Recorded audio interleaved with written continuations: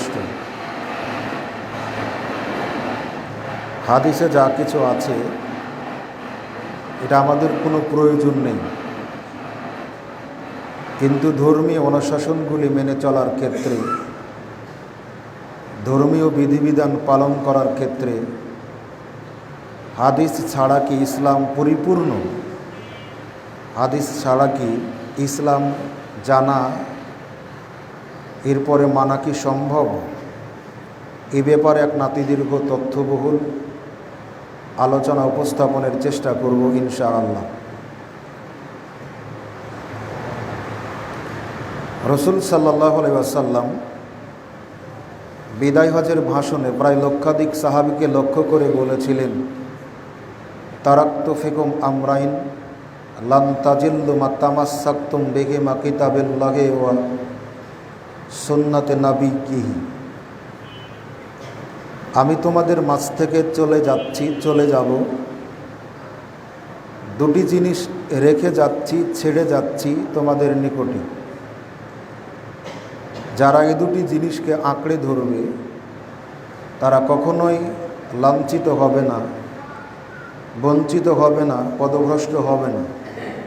বেহেমা কিতাবিল্লাহ, ছেড়ে যাওয়া দুটি বস্তুর প্রথমটি হলো আল্লাহর কিতাব, আর দ্বিতীয়টা হলো আমার সুন্নাত। তাহলে বোঝা যাচ্ছে মানুষ বিপদগামী হবে না, মানুষ পদভ্রষ্ট হবে না, মানুষ লাঞ্ছিত বঞ্চিত হবে না দুটি জিনিসকে ধরে রাখলে। এই দুটি জিনিসের একটা হলো কোরআন, দ্বিতীয়টা হলো হাদিস। হেদায়েতের উপরে থাকার জন্য কোরআন অনুসরণ করা যেমন জরুরি, হাদিসের অনুসরণ করাও তেমনই জরুরি। কোনোটি ছাড়াই অথবা দুটির একটির উপরে অটল থেকে হেদায়েতের উপরে থাকার আশা করা যায় না। পরের যে বিষয়টা আমরা জানি, ওহী মূলত দুই প্রকার। একটা হলো ওহিয়ে মাতলুবুন, যা তেলাওয়াত করা হয়, অর্থাৎ আল কুরআনুল কারীম। ওহিয়ে গায়রে মাতলুবুন, যা তেলাওয়াত করা হয় না, অর্থাৎ রাসূল সাল্লাল্লাহু আলাইহি ওয়াসাল্লামের হাদিস। কোরআন যেমন আল্লাহর ওহী, হাদিসও তেমন আল্লাহর ওহী। এ ব্যাপারে আল্লাহ রাসূল সাল্লাল্লাহু আলাইহি ওয়াসাল্লামকে অনুসরণের ব্যাপারে আল্লাহ রাব্বুল আলামিন বলছেন, ওয়ামা ইয়ানতিকু আনিল হাওয়া ইন হুয়া ইল্লা ওয়াহয়ুন ইউহা। নবী নিজের থেকে বানিয়ে কোনো কথা বলেন না, তিনি যেটা বলেন সেটা আল্লাহর ওহী। কোরআনুল কারীমের ভাব ভাষা দুটি আল্লাহর, কিন্তু হাদিসের ভাবটা আল্লাহর, ভাষাটা রাসূল সাল্লাল্লাহু আলাইহি ওয়াসাল্লামের। তবে দুইটাই ওহী। কোরআনের প্রতি যেমন বিশ্বাস স্থাপন করা, আমল করা আবশ্যক, হাদিসের প্রতিও তেমন বিশ্বাস করা, আমল করা আবশ্যক। দুটি আল্লাহর পক্ষ থেকে নাজিলকৃত। আল্লাহ রাব্বুল আলামিন বলছেন, ওয়া আনজালাল্লাহু আলাইকাল কিতাবা ওয়াল হিকমাতা ওয়া আল্লামাকা মা লাম তাকুন তা'লাম। আমি আপনার প্রতি অবতীর্ণ করেছি কোরআনুল কারীম এবং হিকমাত। কোরআনুল কারীমের ব্যাপারে সরাসরি এসেছে, পাশাপাশি হিকমাত যেটা নাজিল করা হয়েছে, হিকমা বলে যেটা বোঝানো হয়েছে, সেটাই হলো হাদিস। অর্থাৎ আল্লাহ বোঝাতে চাচ্ছেন, আমি আপনার প্রতি নাজিল করেছি কোরআন এবং হাদিস। ওয়া আল্লামাকা মা লাম তাকুন তা'লাম, এবং আপনাকে এমন কিছু বিষয় আমি শিক্ষা দিয়েছি ইতিপূর্বে যেটা আপনার জানা ছিল না। ওয়া কানা ফাজলুল্লাহি আলাইকা আযীমান, আর এটা আল্লাহর পক্ষ থেকে আপনার উপরে চরম একটা সফলতা, চরম একটা অনুগ্রহ। অতএব শরিয়াতে, ইসলামে মুসলিমদের কাছে কোরআনের গুরুত্ব যেমন অপরিসীম, একইভাবে হাদিসের গুরুত্ব তেমন অপরিসীম। একদল মানুষ পৃথিবীতে আসবে যারা কোরআনকে মূল্যায়ন করবে, কিন্তু হাদিসকে মূল্যায়ন করবে না, এটা নতুন নয়। এ ব্যাপারে রসুল আকরাম সাল্লাল্লাহু আলাইহি ওয়াসাল্লাম বলেছেন, আলা ইন্নী উতিতুল কুরআনা ওয়া মিসলাহু মাআহু, সাবধান জেনে রাখো আমি কোরআন প্রাপ্ত হয়েছি এবং তার সাথে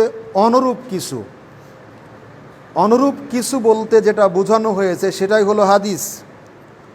আলা ইউশাকু ও রাজুলুন সব আনুন আলা আরিকাতিহি ইয়াকুলু আলাইকুম বেহাজাল কুরআন, সেই জামানার মানুষেরা তাদের গদিতে হেলান দিয়ে বসে থাকবে আর দাবি করবে আমাদের নিকটে মওজুদ আছে আল্লাহর কোরআন, মিন হালালেন ফাআল্লিহু, আমরা এর ভিতরে যেটাকে হালাল পাবো সেটাকেই হালাল জানব।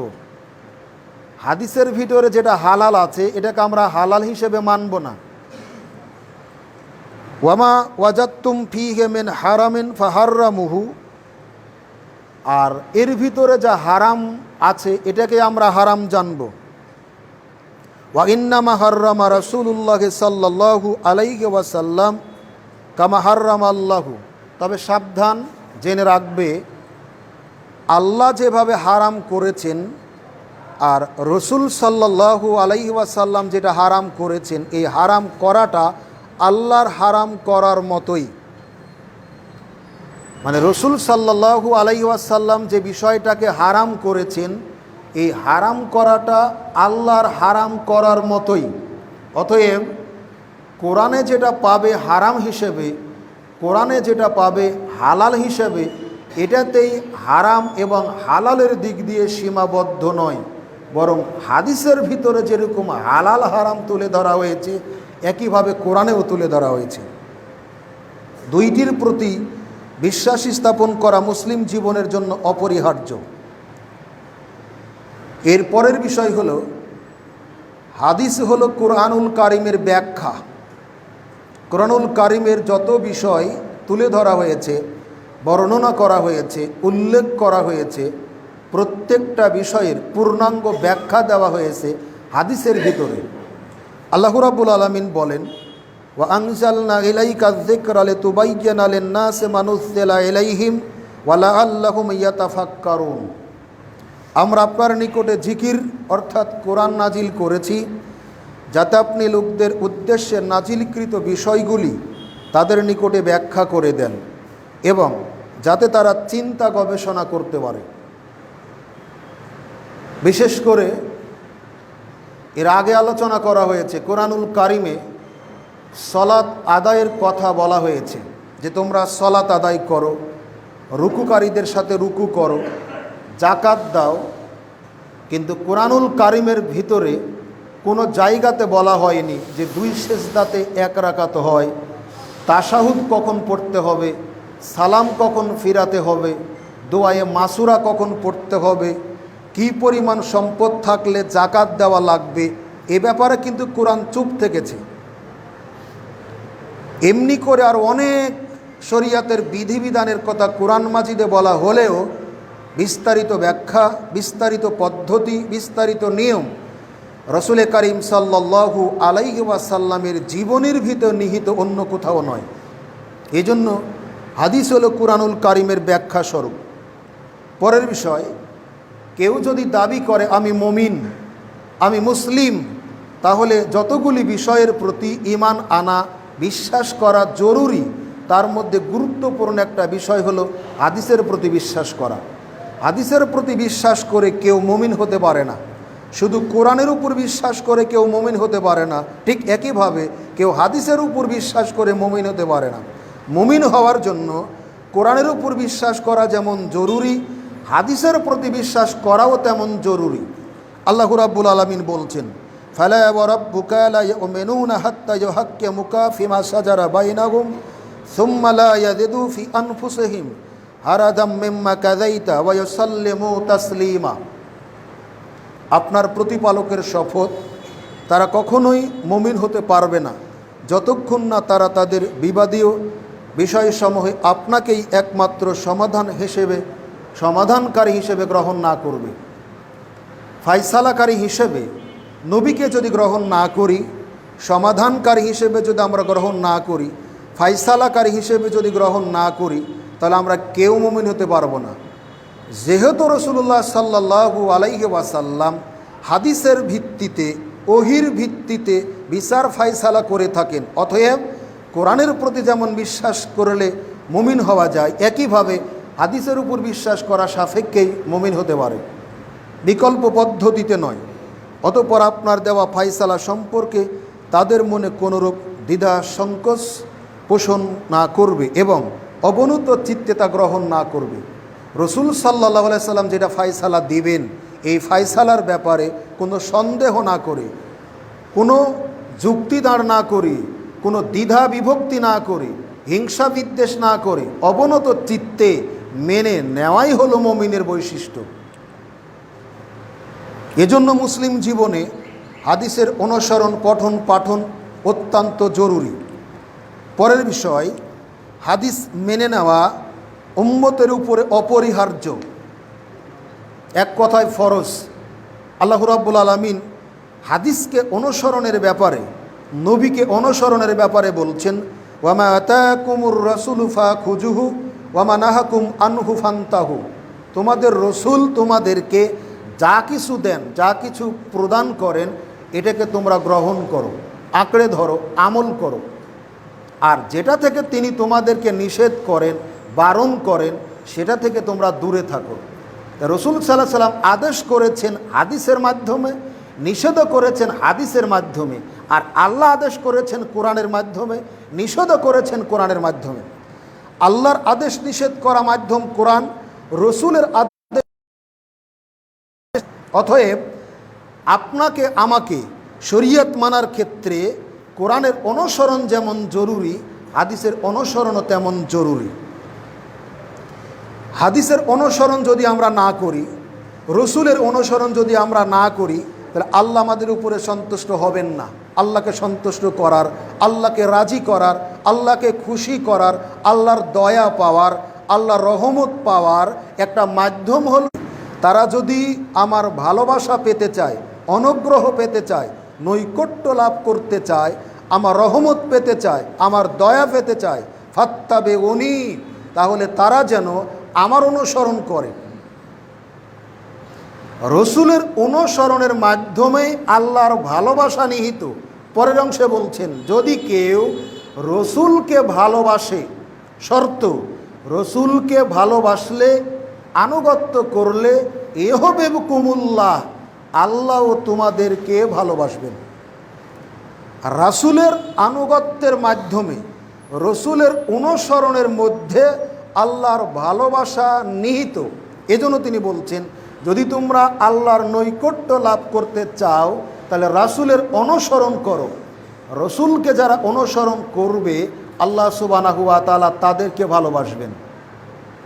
যাকে ভালোবাসবেন তার সাথে আরও সম্পর্ক হবে কি, ওয়াগফির লাকুম যুনুবাকুম। যাদেরকে আল্লাহ ভালোবাসবেন, তিনি তাদের জীবনের যাবতীয় পাপকে ক্ষমা করে দিবেন। শর্ত রসুলের অনুসরণ, হাদিসের অনুসরণ। হাদিস যদি আমরা মেনে চলি, হাদিসের অনুসরণ যদি আমরা করি, হাদিসের আদেশ নিষেধকে যদি আমরা কোরআনের আদেশ নিষেধের সাথে মেনে চলি, আল্লাহ রাব্বুল আলামিন বলছেন, আমি ওই মানুষদেরকে ভালোবাসবো আর তাদের জীবনের যাবতীয় পাপকে ক্ষমা করে দিব। কারণ আল্লাহ হলেন ক্ষমাশীল এবং পরম দয়ালু। এরপর আর একটা বিষয়, আপনি শুধু কোরআন মানবেন, হাদিস মানবেন না। আপনি শুধু কোরআন মেনেই নিজেকে মুমিন দাবি করবেন, আপনি হাদিস না মেনেই নিজেকে মুমিন দাবি করবেন, এই দাবি আপনার আমার ভুল। অর্থাৎ হাদিস অনুসরণ করা ছাড়া কেউ মুমিন হতে পারে না। যারা হাদিসের বিরোধিতা করে তারা কাফের, যারা হাদিসের বিরোধিতা করে তারা কাফের, যারা হাদিসের বিরোধিতা করে তারা মুমিন নয়, তারা কাফের। আল্লাহ পাক বলছেন, কুল আতিউল্লাহা ওয়ার রাসূলা ফাইন তাওয়াল্লাউ ফাইন্নাল্লাহা লা ইউহিব্বুল কাফিরিন। হে রাসূল, আপনি বলুন, হে পৃথিবীর মানুষ, তোমরা আনুগত্য করো আল্লাহর এবং তার রাসূলের। আনুগত্য করো আল্লাহর অর্থাৎ কোরআনের, আনুগত্য করো রাসূলের অর্থাৎ হাদিসের। তোমরা আল্লাহ এবং তার রাসূলের তথা কোরআন এবং হাদিসের অনুসরণ করো। ফাইন তাওয়াল্লাউ, ফাইন্নাল্লাহা লা ইউহিব্বুল কাফিরিন, তবে যারা কোরআন থেকে হাদিস থেকে মুখ ফিরিয়ে নিবে, বিমুখ হবে, জেনে রাখবে আল্লাহ কোনো কাফেরকে ভালোবাসেন না। অর্থাৎ যারা শুধু কোরআনকে ভালোবাসে, হাদিসকে ভালোবাসে না, তারা কখনো মুসলিম নয়, মুমিন নয়, তারা কাফের। আর যারা কাফের আল্লাহ সুবহানাহু ওয়া তাআলা তাদেরকে ভালোবাসেন না। এর পরের বিষয়, দুনিয়াবী জীবনে মানুষ হিসেবে আমরা বহু ফিতনা ফাসাদ দ্বন্দ্বের সম্মুখীন হই, বিচার ফায়সালার সম্মুখীন হই। আমরা দুনিয়াবী ক্ষেত্রে অনেক নিয়ম কানুন কিন্তু মানি, ধর্মীয় ক্ষেত্রে গোঁড়ামি করি, জেদ করি, অহংকার করি, হঠকারিতা করি, নিজের রায়কে, নিজের মতকে, নিজের ব্যক্তিত্বকে প্রতিষ্ঠা করার জন্য অনেক কিছু করি, যার ফলে সমাজ থেকে অনেক বিশৃঙ্খলা কখনো দূরীকরণ করা সম্ভব হয় না। যেমন কোনো সমস্যা দেখা দিলে সচেতন মানুষ হিসেবে আমরা পারিবারিকভাবে সমাধান করার চেষ্টা করি।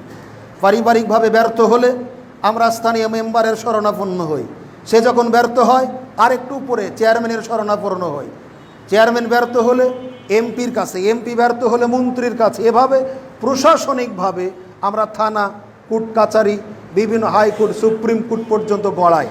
তার মানে আপনাকে দিয়েই যে সব সমস্যার সমাধান হবে এমনটি ভাবা যাবে না।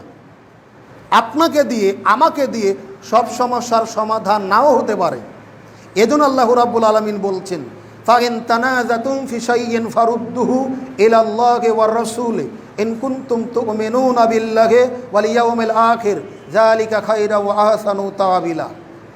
যদি কোনো বিষয় নিয়ে মতপার্থক্য সূচিত হয়, বিবাদ মীমাংসা করা সম্ভব না হয়, তাহলে তোমরা জেদ করবে না, হঠকারিতা করবে না। এটা নিয়ে বহুদিন ধরে তোমরা গণ্ডগোল, বিবাদ ফাসাদ, বিশৃঙ্খলা সৃষ্টি করে রাখবে না। বিতর্কিত বিষয়টাকে উভয় পক্ষ, বাদী এবং বিবাদী দুইজনই বিতর্কিত বিষয়টাকে, অমীমাংসিত বিষয়টাকে, যে বিষয়টা তোমরা ফায়সালা করতে পারোনি, এই বিষয়টিকে অর্পণ করো, ছেড়ে দাও, প্রত্যার্পণ করো, অর্পণ করো আল্লাহ এবং তার রাসূলের উপরে। এটা নিয়ে জেদ করো না, ছেড়ে দাও আল্লাহর উপরে, ছেড়ে দাও রসুলের উপরে। একদিকে বলা হচ্ছে আল্লাহর উপরে ছেড়ে দেওয়ার কথা, পাশাপাশি বলা হচ্ছে রসুলের উপরে ছেড়ে দেওয়ার কথা। তাহলে এই ক্ষেত্রেও, বিবাদ ফায়সালাগুলি করার ক্ষেত্রেও আল্লাহকে যেভাবে মানতে হবে, রসুল সাল্লাল্লাহু আলাইহি সাল্লামকে একইভাবে মানতে হবে। আল্লাহ নিজে বলেছেন, ফাইন তানাযাতুম ফি শাইইন ফারুদ্দুহু ইলাল্লাহি ওয়া রাসূলি, বিতর্কিত বিষয় তোমরা সমর্পণ করো আল্লাহ এবং তদীয় রাসূলের উপরে। যদি তোমরা আল্লাহর প্রতি এবং পরকালের প্রতি বিশ্বাস স্থাপন করে থাকো। এখানে আর একটা বিষয়, আমরা দাবি করি মুমিন, দাবি করি বিশ্বাস করছি আল্লাহর উপরে, দাবি করছি বিশ্বাস করছি রসুলের উপরে, কিন্তু আল্লাহ এবং তার রসুলের ফায়সালা মেনে নিচ্ছি না, বিতর্ক করতে আছি, সমাধান করছি না, চেষ্টাও করছি না। এটা মুমিনের বৈশিষ্ট্য নয়। মুমিনের বৈশিষ্ট্য হলো, যদি কেউ আল্লাহর প্রতি বিশ্বাস করে, রসুলের প্রতি বিশ্বাস করে, তাহলে বিতর্কিত বিষয়টাকে অর্পণ করতে হবে আল্লাহ এবং তার রাসূলের দিকে। এরপরের বিষয়, হাদিসের অনুসরণ মানেই হলো আল্লাহর অনুসরণ। একটু জটিল, একটু কঠিন। হাদিসের অনুসরণ করা মানেই আল্লাহর অনুসরণ করা। কেন? হাদিসের অনুসরণ করা মানে নবীর অনুসরণ করা হওয়া লাগতো, আর কোরআনের অনুসরণ মানে আল্লাহর অনুসরণ হওয়া লাগতো। সহজ কথা, কিন্তু এখানে কুলটা কি? হাদিসের অনুসরণ মানে আল্লাহর অনুসরণ। কিভাবে? প্রথম দিকে শুরুতে আয়াত পড়েছিলাম, ওয়ামা ইয়ানতিকু আনিল হাওয়া ইন হুয়া ইল্লা ওয়াহিয়ুন ইউহা। নবী নিজের থেকে বানিয়ে কোনো কথা বলেন না, তিনি যেটা বলেন সেটা আল্লাহর ওহী। নবী যেটা বলেছেন সেটা যদি আল্লাহর ওহী হয়, আল্লাহর ওহী মানে আল্লাহর প্রত্যাদেশ, আল্লাহর কথা, আল্লাহর হুকুম, আল্লাহর আদেশ, আল্লাহর নিষেধ। তাহলে নবীর এই কথা মানা মানেই হলো আল্লাহর কথা মানা। এজন্য বলা হচ্ছে যে হাদিসের অনুসরণ মানেই আল্লাহর অনুসরণ। আল্লাহ রাব্বুল আলামিন বলছেন, ওয়া মাইয়াসিল্লাহা ওয়া রাসূলাহু ফাইন্না লাহু নারান জাহান্নামা খালিদিনা ফিহা আবাদান। যে ব্যক্তি আল্লাহ ও তার রাসূলের নাফরমানি করলো, যে ব্যক্তি নাফরমানি করে আল্লাহর, যে ব্যক্তি নাফরমানি করে তার রাসূলের, তার জন্য জাহান্নাম নির্ধারিত। আল্লাহর নাফরমানি করলে, আল্লাহকে না মানলে যেমন জাহান্নামে যাওয়া লাগবে, রাসূলকেও যদি না মানে তাহলে তাকেও তেমন জাহান্নামে যাওয়া লাগবে। তাহলে আল্লাহকে মানা যেমন ফরজ, রাসূল সাল্লাল্লাহু আলাইহি সাল্লামকে মানাও তেমন ফরজ। আর কেউ যদি তাকে না মানে তাহলে তাকে জাহান্নামে যেতে হবে, সেখানে সে স্থায়ীভাবে বসবাস করবে বা অবস্থান করবে। আগের যে কথাটা বলছিলাম, হাদিসের অনুসরণ অর্থই হলো আল্লাহর অনুসরণ। এ ব্যাপারে আল্লাহ রাব্বুল আলামিন বলছেন, ওয়া মাইয়ুতির রাসূলা ফাকাদ আতা আল্লাহ, যে ব্যক্তি রাসূলের আনুগত্য করলো সে যেন আমি আল্লাহ আমারই আনুগত্য করলো।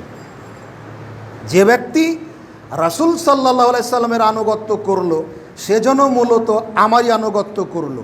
ওয়ামান তাওয়াল্লাউ ফামা আরসালনাকা আলাইহিম হাফিজান, এরপর তিনি বলছেন, আর যে ব্যক্তি মুখ ফিরিয়ে নিল আমরা তাদের উপরে আপনাকে পাহারাদার হিসেবে প্রেরণ করিনি। তার মানে জবরদস্তি করে কার উপরে ইসলামের বিধিবিধান প্রয়োগ করার জন্য, চাপিয়ে দেওয়ার জন্য আমাকে আপনাকে কাউকে, কোনো নবী রাসূলকে পর্যন্ত পৃথিবীতে পাঠানো হয়নি। শুধু দাওয়াত দেওয়ার জন্য পাঠানো হয়েছে। গ্রহণ করা না করা এটা মানুষের বিবেকের একান্ত দাবি। কেউ যদি মেনে নেয় তার ইহকাল ভালো হবে, পরকাল ভালো হবে। আর কেউ যদি মেনে না নেয় তাহলে তার ইহকালেও লাঞ্ছনা, পারলৌকিক জীবনেও লাঞ্ছনা। এরপরের যে বিষয়, কেউ যদি হাদিসের বিরোধিতা করে তাহলে আল্লাহ রাব্বুল আলামিন বলছেন, কেউ যদি হাদিসের বিরোধিতা করে তাহলে এই লোকটা দুনিয়াতে বিপদের সম্মুখীন হবে, পরকালেও বিপদের সম্মুখীন হবে। কোনো দিন এভাবে ভাবেননি। আল্লাহ রাব্বুল আলামিন বলছেন, ফালিয়াহযারিল্লাযিনা ইউখালিফুনা আন আমরিহি আন তুসিবাহুম ফিতনাতুন আও ইউসিবুহুম আযাবুন আলীম, যারা রাসূলের আদেশ নিষেধের বিরোধিতা করে তারা যেন এ বিষয়ে ভয় করে যে তাদেরকে দুনিয়াবী জীবনে গ্রেপ্তার করবে নানাবিধ ফিতনা এবং পরকালীন জীবনে গ্রেপ্তার করবে মর্মান্তিক আযাব। সূরা নূর 63 আয়াত। তাহলে হাদিস যদি কেউ না মানে তাহলে এই লোকটা দুনিয়াতেও ফিতনা ফাসাদের বিপদের সম্মুখীন হবে, পরকালেও বিপদের সম্মুখীন হবে। আজকে দেখেন, সবার জানা, বিদেশের খবর নয়, বাদি দিলাম, ইসলাম হলো শান্তির ধর্ম। আর এই শান্তির ধর্ম যারা মেনে চলে তারা হলো মুসলিম। পৃথিবীর কথা বাদি দিলাম, দেশের অন্যান্য জেলার কথাও বাদি দিলাম। আমি আপনি যেই জেলাতে বসবাস করি, দেখেন মানুষের জন্ম হওয়া থেকে শুরু করে মরে যাওয়া পর্যন্ত ধর্মীয় প্রত্যেকটা কৃষ্টি কালচারে আমাদের মধ্যে ফিতনা। কিভাবে? যেদিন জন্মগ্রহণ করলো তখনই শুরু হলো ডান কানে আজান, বাম কানে ইকামাত। একদল বলছে না চলবে না, আজানও লাগবে না, ইকামতও লাগবে না। কেউ বলছে ছেলে হলে আজান, মেয়ে হলে ইকামাত। বলছে ডান কানে আজান, বাম কানে ইকামাত। কেউ বলছে কিছু লাগবে না। শুরু হলো এরপর আকিকা। কেউ বলছে 7 দিনের পরে করলে হবে না, কেউ বলছে 14 দিনে, 21 দিনে, 41 দিনে, জীবনে একবার করলেও চলবে। এই যে হওয়া থেকে গণ্ডগোল শুরু হলো, আর মরে গেলে কি হয় এটা তো আমার সাথে আপনারাই ভালো জানেন। এই যে হওয়ার থেকে ফিতনা ফাসাদ শুরু আর মৃত্যু পর্যন্ত ফিতনার অবসান আজও হয়নি। একটাই কারণ যে মানুষ হাদিসের অনুসরণ করে না। যেই এলাকাতে যেই হুজুরের দাপট বেশি সেই এলাকাতে সেই হুজুরের অনুযায়ী চলে এলাকা। এজন্য কোরআন হাদিস মাঠে মার খেয়ে যাচ্ছে। মানুষ যদি কোরআন হাদিসমুখী হতো তাহলে 7 দিনে আকিকা না 14 দিনে আকিকা ফায়সালা হয়ে যেত। মানুষ যদি নিরপেক্ষভাবে কোরআন এবং সহিহ হাদিসের অনুসরণ করত তাহলে মানুষের ডান কানে আজান না বাম দিকে ইকামাত। আপনার আমার বয়স ইসলাম এসে 1500 বছর হচ্ছে, আজের সমাধান হয়নি শুধু জেদের কারণে। এমনি করে প্রত্যেকটা বিষয় আল্লাহ রাব্বুল আলামিনের পক্ষ থেকে নাজিলকৃত গজব আমাদের উপরে, কারণ আমরা হাদিসের অনুসরণ যথার্থভাবে করি না। সুবিধা যেখানে আমার আপনার সেখানে করি। যেমন নতুনই আছে, এখনও দেখেন রমজানের আমার ফেতরা দিলাম, সরকারকে অন্য ক্ষেত্রে মানি না, কিন্তু যখনই সরকার বলল 70 টাকা করে ফেতরা, তখন কি আওয়ামী লীগ, কি বিএনপি, কি জামাত, কি আহলে হাদিস, কোথায় দাড়িওয়ালা টুপিওয়ালা হাজি সাহেব সবাই একমত। তখন বলতেছে সরকারের আইন না মানলে কেমন হয়। মানে টাকা কম লাগতেছে এই জন্য সুবিধা, আর 70 টাকাটা সরকারের আইন খুব পছন্দর, আর অন্য সব আইন অমান্য করে চলে। আর যদি কোরআন হাদিসের আইন মানে তাহলে 2.5 কেজি করে চাউল দেওয়া লাগবে। এটা পুরোটাই বুঝতে পেরেছে, এজন্য সরকারের এটা মানে এটাতে সুবিধা আছে। এজন্য আল্লাহ পাক বলছেন, ঠিক এমনি করে বহু সমাজে, এই সমাজে ছিল আপনার টাকা দিয়ে ফেতরা। এটা আমরা জোর করে বলতে পারি, আমাদের প্রচেষ্টা আর আল্লাহর কবুলিয়াতের কারণেই সমাজ থেকে এটা চলে গেছে। এটা আমাদের দাবি, আপনি দাবি করতে পারবেন না। আপনি সব জায়গাতে বিরোধিতা করেছেন, বহু কষ্ট লাগে। ঈদগাতে যখন আমরা প্রথম মহিলা তুললাম, সুস্পষ্ট হাদিস, যেই সমস্ত মহিলাদের মাসিক আলা ঋতুস্রাব হয়েছে, এই মহিলারাও মাসিক অবস্থাতে ঈদগার মাঠে যাবে, স্পষ্ট হাদিস। অথচ এই মৌলবীরা ফতুয়া দিয়ে মা বোনদেরকে ঈদগাহ থেকে যাওয়া বঞ্চিত রেখেছিল, স্পষ্ট হাদিস। যারা প্রাপ্তবয়স্ক মহিলা তারা বড় চাদর গায়ে দিয়ে যাবে। গরিব মহিলা সাহাবীর অভিযোগ করল আল্লাহর নবী, যাদের বড় চাদর নেই, ওড়না নেই, তারা কি করবে? রসুল আকরাম সাল্লাল্লাহু আলাইহি সাল্লাম বলছেন, সে তার বান্ধবীর চাদর ধার নিয়ে ঈদগাতে যাবে।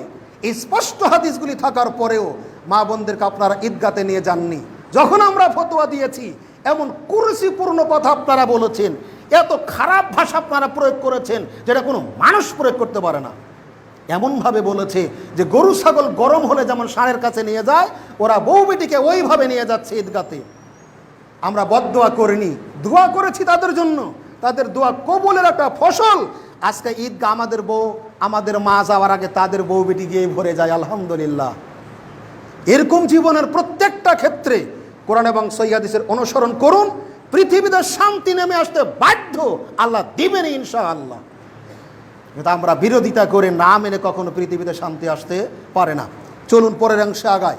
রসুল সাল্লাল্লাহু আলাইহি ওয়াসাল্লামের হাদিসের অনুসরণ যারা করবে না তারা মুনাফিক। মুনাফিকদের চেনার এটাও একটা লক্ষণ। এর আগে হাদিসে পড়েছিলেন, আপনাদের বলেছিলাম, যার ভিতরে 4টি খাসলত থাকবে, ত্রুটি থাকবে, সে খাঁটি মুনাফিক।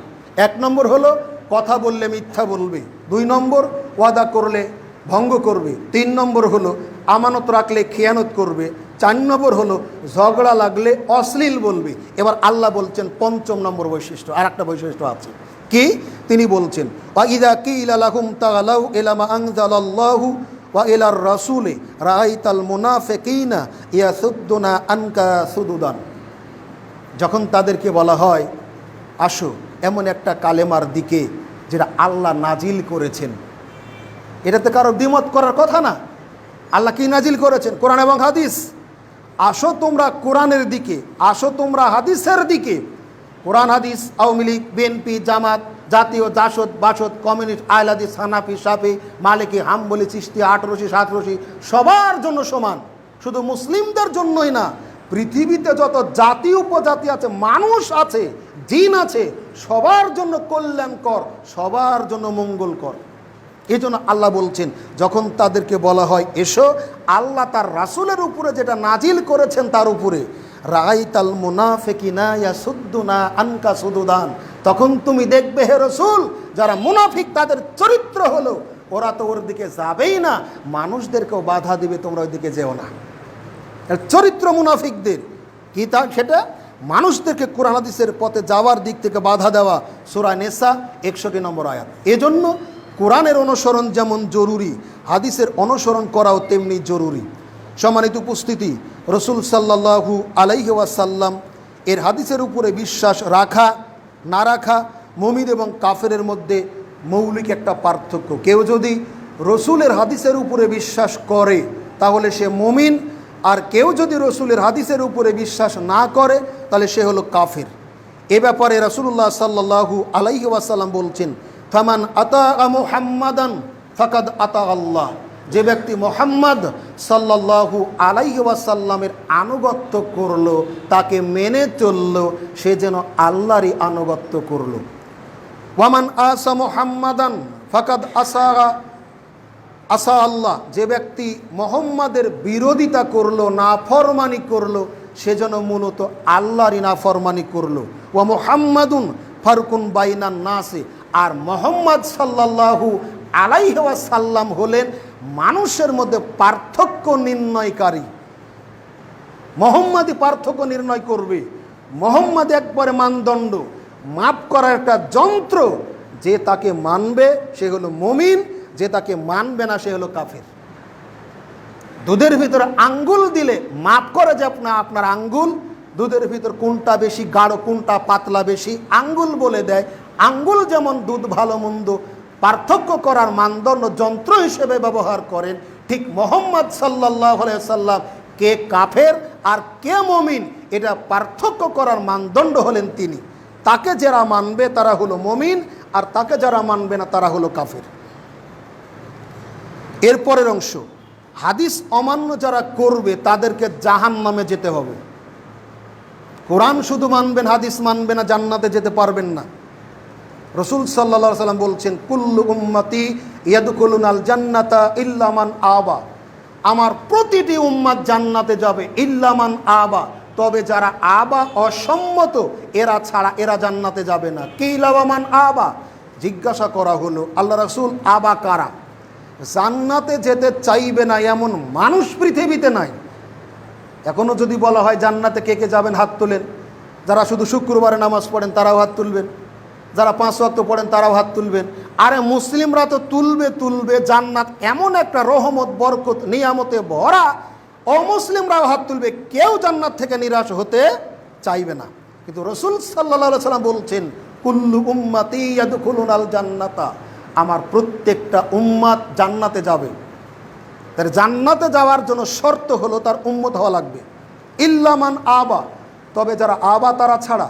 জিজ্ঞাসা করা হলো আবা কারা, জান্নাতে যেতে চাচ্ছে না কারা? তখন তিনি বলছেন, মান আতাআনি, যারা আমার আনুগত্য করবে দাখালাল জান্নাত, তারা জান্নাতে যাবে। এখানে জান্নাতে যাওয়ার জন্য শর্ত হলো রসুলের অনুসরণ করা। রসুলের যারা অনুসরণ করবে, হাদিসের যারা অনুসরণ করবে তারা জান্নাতে যাবে। ওয়ামান আসানি, আর যারা আমার অবাধ্যতা করবে, হাদিস মেনে চলবে না, ফাকাদ আবা, তারা হলো আবা, তারা হলো অসম্মত, এরা জান্নাতে যেতে পারবে না। এখন আপনি বলতে পারেন, আমার তাহাজ্জুদের পরিমাণ বেশি, হজ করেছি বহুবার, উমরা করেছি বহুবার, দান করি বহু, আমার টাকাতেই মসজিদ হয়েছে। মুহাম্মাদের উম্মাত যদি না হয় এই নেকি দিয়েই তো জান্নাতে যাওয়া যাবে? অসম্ভব। রাসূল সাল্লাল্লাহু আলাইহি সাল্লাম বলেছেন, ওই আল্লাহর কসম যার হাতে আমার জীবন, আমি পৃথিবীতে এসেছি, আমার উপরে যেটা অবতীর্ণ হয়েছে এটা যদি কোনো কাফেররা শুনেছে, তাই সেটা ইহুদি হোক অথবা খ্রিস্টান হোক, আমি যেটা নিয়ে প্রেরিত হয়েছি এর উপরে বিশ্বাস না করে কেউ যদি মারা যায় তার থাকার জায়গা হবে জাহান্নাম।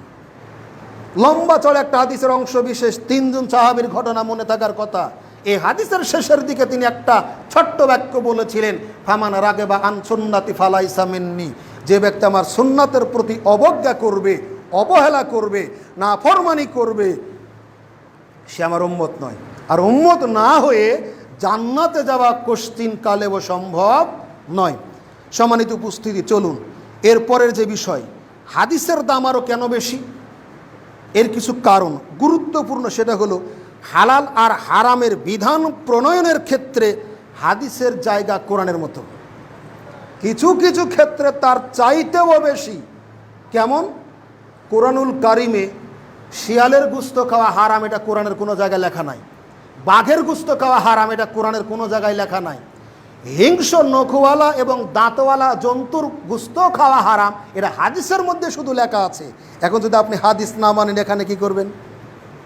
পাশাপাশি আর একটা বিষয়, কোরআনুল কারিমে আল্লাহ সুবহানাহু ওয়া তাআলা কয়েক জায়গায় বলেছেন, ইন্নামা হাররামা আলাইকুমুল মাইতাতা ওয়া দাহমা ওয়া লাহমাল খিনজির, আল্লাহ রাব্বুল আলামিন হারাম করেছেন মরা গরু খাওয়া কি হালাল?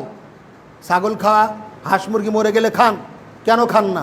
হারাম। কে বলেছেন? আল্লাহ। রক্ত হারাম, শুকুরের গোশত হারাম, তাহলে মরা খাওয়া কি? আল্লাহ পাক বলছেন মরা হলো হারাম, আল্লাহর কথা মরা হারাম। মাছ মরে গেলে খান না? এ মাছ মরা না, এটা খান কেন? দাবি করছেন শুধু কোরআন মানে, শুধু কোরআন যদি মানেন তাহলে আপনার মরা মাছ খাওয়া জায়েজ হবে না, হারাম হবে। কারণ কোরআনের কোনো জায়গাতে লেখা নাই মরা মাছ খাওয়া হালাল। লেখা আছে কোথায়? হাদিসের ভিতরে। হাদিস যেহেতু আমরা মানি, সে তো মরা মাছ খায়। যারা শুধু দাবি করে কোরআন মানে হাদিস মানি না, তাদের জন্য মরা মাছ খাওয়া জায়েজ নাই। টিট্টি পাখিরা মারা গেলে ও খাওয়া হালাল, এটা আপনার জন্য জায়েজ নয় যারা শুধু কোরআন মানে। রক্ত খাওয়া হারাম আল্লাহ কোরআনে বলেছেন, কিন্তু কলিজা খান না, এটা রক্ত না। প্লিহা খান না, এটা রক্ত না। এই প্লিহা আর কলিজা, মাছ আর টিড্ডি এই দুই জাতীয় জিনিস মারা গেলেও হালাল, হাদিসে লেখা আছে। আর কলিজা আর প্লিহা এ দুটা রক্ত হলেও এই দুটা যে হালাল এটাও হাদিসের ভিতরে আছে। এজন্য কোরআন শুধু যদি মানেন, হাদিস যদি না মানেন, আপনার জন্য ইসলাম মানাটা, আমল করাটা কষ্টকর হবে। কষ্টকরই শুধু না, পারবেনই না, জটিলের ভিতরে পড়বেন। চলুন পরের বিষয়। একমাত্র হাদিস যে কোরআনের ব্যাখ্যাকারী এটাই নয়, অনেক ক্ষেত্রে কোরআনের চাইতে হাদিস দুই এক ধাপ এগিয়ে। কথাটা একটু মানে এমনভাবে বলা হলো সাধারণ মানুষের জন্য বোঝা কঠিন। সহজ করে দেখেন যে রাসূল সাল্লাল্লাহু আলাইহি সাল্লামের উপরে 5 ওয়াক্ত সালাত নামাজ ফরজ হয়েছে মিরাজে, তো তাই কি না? মিরাজ হয়েছে হিজরতের আগে। রাসূল সাল্লাল্লাহু আলাইহি সাল্লাম যখন মক্কা থেকে মদিনা হিজরত করলেন, এই হিজরত করার আগে কিন্তু মিরাজ হয়েছে। তাহলে মিরাজের রাত্রিতে 5 ওয়াক্ত সালাত ফরজ, তাই তো? এটা সবার জানা। কিন্তু ওযু করার পদ্ধতি সম্বলিত সূরা মায়েদার 6 নম্বর আয়াত 6ষ্ঠ হিজরিতে, মানে মিরাজ হওয়ার 6 বছর পরে নাজিল হয়েছে। বোঝাতে পারিনি আপনাদের কি বোঝাতে চাচ্ছি। তাহলে এই 6 বছর পর্যন্ত নবী কি ওযু ছাড়া নামাজ পড়েছেন? অবশ্যই না। তো কিসের ভিত্তিতে? অবশ্যই ওহীর ভিত্তিতে, হাদিসের ভিত্তিতে তিনি সালাত আদায় করেছেন, যেটার সত্যায়ন করা হয়েছে সূরা মায়েদার 6 নম্বর আয়াত দিয়ে 6 বছর পরে। যেখানে কোরআন ছিল না, রসুলের মাধ্যম দিয়ে আল্লাহ সুবহানাহু ওয়া তাআলা ওযুর বিধানটা প্রবর্তন করেছিলেন। তাহলে ক্ষেত্র বিশেষে কখনো কখনো কোরআনের চাইতে হাদিসের দাম অনেক বেশি। আর এজন্যই তো বলা হয়েছে যারা রসুলের অনুসরণ করবে তারা যেন আল্লাহরই অনুসরণ করলো। আর রসুল যেহেতু ওহী ছাড়া কিছু বলেন না, যেটা তিনি বলেন সেটা আল্লাহর ওহী। অতএব তিনি যে পদ্ধতিতে ওযু করে সালাত আদায় করেছিলেন এটা আল্লাহর শেখানো পদ্ধতিতেই। চলুন পরের অংশ আমরা যাই। এরপরে আল্লাহ রাব্বুল আলামিন বলছেন যে বিষয়টা, হাদিসের অনুসরণ করা ছাড়া আমার আপনার জীবনের যত আমল আছে একটা আমলও থাকবে না, নষ্ট হয়ে যাবে। শুধু কোরআন যদি মানেন, হাদিস না মানেন, যদি আল্লাহকে মানেন, রসুলকে না মানেন, বিশেষ করে শেষ নবী মুহাম্মদ রাসূলুল্লাহ সাল্লাল্লাহু আলাইহি ওয়াসাল্লামকে আমরা না মানি, আমার আপনার কোনো আমল আল্লাহর নিকটে কবুল হবে না। আল্লাহ পাক বলছেন, ইয়া আইয়ুহাল্লাযিনা আমানু আতিকুল্লাহা ওয়া আতিকুর রাসূলা ওয়া লা তুবতিলু আমালাকুম। হে বিশ্বাসীগণ, তোমরা আল্লাহর আনুগত্য করো, রাসূলের আনুগত্য করো, এবং তোমরা তোমাদের আমল সমূহকে বিনষ্ট করো না। আমলগুলি কবুল পর্যায়ে নিয়ে যাওয়ার জন্য, আমলগুলি গ্রহণযোগ্য পর্যায়ে নিয়ে যাওয়ার জন্য দুটি শর্ত। 1 নম্বর হলো আল্লাহর অনুসরণ, দ্বিতীয় হলো রাসূলের অনুসরণ। আল্লাহ এবং তার রাসূলের অনুসরণ যদি না করি, আমার আপনার কোনো ইবাদত আল্লাহর নিকটে কবুল হবে না। আমার আপনার আমলগুলি আল্লাহর নিকটে কবুল আর মঞ্জুরিয়াতের পর্যায়ে নিয়ে যেতে হলে কোরআনের প্রতি যেমন বিশ্বাস স্থাপন করেন, ঈমান আনয়ন করেন, ঠিক একইভাবে হাদিসের প্রতি বিশ্বাস করে অনুসরণ করতে হবে। তাছাড়া জান্নাতে যাওয়া, আমলগুলি কবুল করিয়ে নেওয়া সম্ভব হবে না। সম্মানিত উপস্থিতি, এরপরে অনেক বিষয় শরিয়াতের যে বিষয়গুলি কোরআনুল কারিমে নেই, যেমন কবরের আযাব সম্পর্কে বিস্তারিত বিবরণ, ইমাম মাহাদি পৃথিবীতে আসবেন তার বিবরণ, ঈসা আলাইহিস সালাম পৃথিবীতে পুনরায় আসবেন তার বিবরণ, বিবাহ শাদীর ব্যাপারে আপনার একসাথে 2 বোনকে বিবাহ করা যায় না, এই অনেক বিবরণ, ব্যবসা বাণিজ্যের ক্ষেত্রে, মুআমালাতের ক্ষেত্রে বহু বিবরণ যেটা কোরআনুল কারিমে নেই, বিস্তারিত বিবরণ তুলে দেওয়া আছে রাসূল সাল্লাল্লাহু আলাইহি সাল্লামের জীবনীতে, আচার আচরণে। অতএব আমরা কোরআনের উপর যেমন বিশ্বাস করব, হাদিসের উপরে সমভাবে বিশ্বাস করব, আল্লাহর উপরে যেমন বিশ্বাস করব। বারো রাউফুর রহিম।